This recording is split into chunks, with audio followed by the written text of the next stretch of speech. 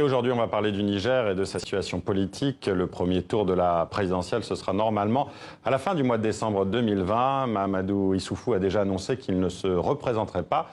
Ibrahim Yacouba pourrait bien y aller en revanche. Merci à vous d'être avec vous, Ibrahim Yacouba. Merci pour votre Alors, invitation. vous êtes actuellement en tournée européenne. Vous avez été syndicaliste, altermondialiste, ministre des Affaires étrangères sous Mahamadou Issoufou. Et vous avez lancé votre propre mouvement, une coalition MPN Kishinkasa. Alors, cette présidentielle, est-ce que vous y allez ou pas?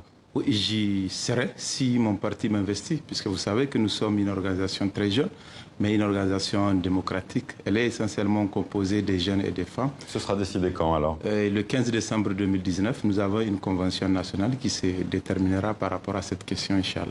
Qu'est-ce qui vous donne envie d'y aller à cette élection? La situation du Niger, le défi que nous avons de redresser notre économie, de réduire les inégalités et les vulnérabilités, et puis de redonner espoir aux Nigériens. Vous savez que nous sommes un des pays dont les conditions des habitants sont les plus difficiles, à tous égards, dont les secteurs sociaux sont dégradés. Il faut que nous soyons capables de reconstruire un pays nouveau dans lequel chaque Nigérienne et chaque Nigérien croit en son statut. Il y a beaucoup d'injustices, il y a beaucoup d'inégalités, et je pense qu'il est nécessaire que de nouvelles organisations, de nouveaux acteurs politiques s'engagent autour des valeurs essentielles de la République et des vertus de bonne gouvernance. Il y a une grande attente des Nigériens par rapport à ce qui peut être fait pour améliorer leurs conditions. Je ne sais pas si vous le savez, mais les conditions sont dramatiquement difficiles.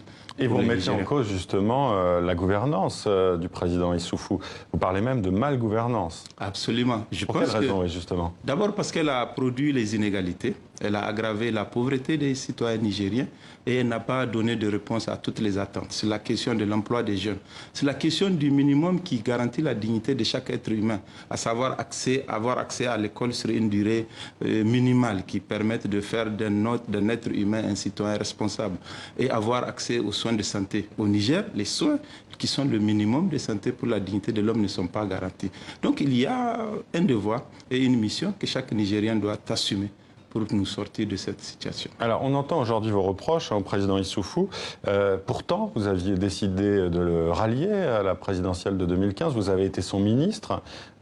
Qu'est-ce qui s'est passé pour que, voilà, il ne vous plaise plus, ou en tout cas que vous l'accusiez de cette malgouvernance? Parce que ce qu'il fait ne correspond plus à ce pourquoi nous nous sommes engagés à ses côtés. Mais ça correspondait au moment où vous étiez au gouvernement? Lorsque nous avions soutenu le président Issoufou, nous l'avions soutenu autour de 2 points essentiels. Un, nous assurer que la gouvernance qui sera mise en place est une gouvernance qui va permettre de réduire la question des vulnérabilités, de la pauvreté des citoyens et d'avoir un essor économique certain. Ensuite, nous nous sommes engagés à le soutenir en espérant qu'il sera le garant de la stabilité politique et institutionnelle de notre pays. Vous savez que notre pays est un pays qui est en prise à beaucoup d'instabilité institutionnelle. Il y a eu beaucoup de coups d'État, beaucoup de remises en cause de processus.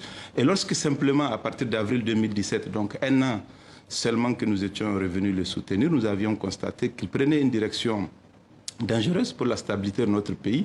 Nous l'avions dénoncé. Nous avions écrit au Premier ministre, alors que j'étais ministre des Affaires étrangères, pour lui dire que le projet électoral qui était en vue est un projet électoral dangereux pour la démocratie au Niger et que nous entendons nous battre contre ce projet. Si vous n'êtes pas en situation en janvier 2021 pour le second tour, vous n'allez donc pas appeler à voter pour le candidat du PNDS, Bazoum Mohamed, dans ce cas-là? Mais nous travaillons pour que ce candidat soit battu, parce que c'est nécessaire pour...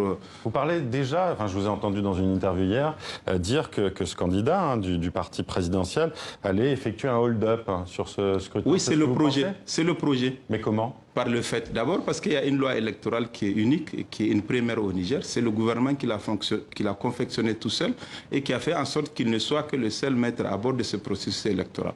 Au Niger, jusqu'en 2016, chaque fois qu'il y avait une élection ou un processus électoral qui était en cours, l'ensemble des partis politique était impliquée.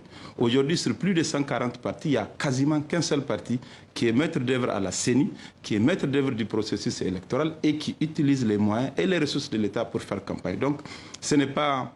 Donc, pour vous, aujourd'hui, clairement, l'exercice démocratique au Niger, toutes les conditions ne sont pas remplies pour qu'il soit justement réel? Non, il ne l'est pas. Je pense que le gouvernement en place a été assez rusé.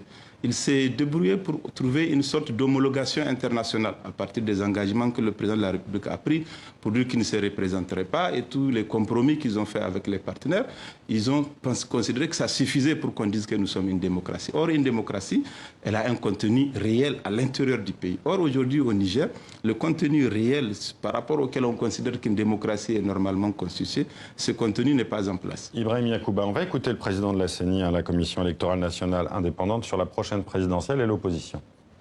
Je pense qu'un certain progrès a été fait et qu'en principe, on devrait compter sur une arrivée de l'opposition. Il s'agit de l'avenir du Niger. Il faut et il est nécessaire que tout le monde y participe. Venir à la CENI, c'est se donner l'occasion de voir ce qui s'y passe, d'empêcher que s'y déroulent des choses qui ne sont pas conformes à la loi par le biais de la discussion, par le biais de la participation aux délibérations de ces organes délibérants. Ibrahim Yacouba, vous voulez réagir aux propos du président de la CENI? Oui, le président de la CENI a été président de la CENI en 1999, si je ne me trompe. Il doit se sentir gêné aujourd'hui d'être entouré par les membres d'un seul parti politique.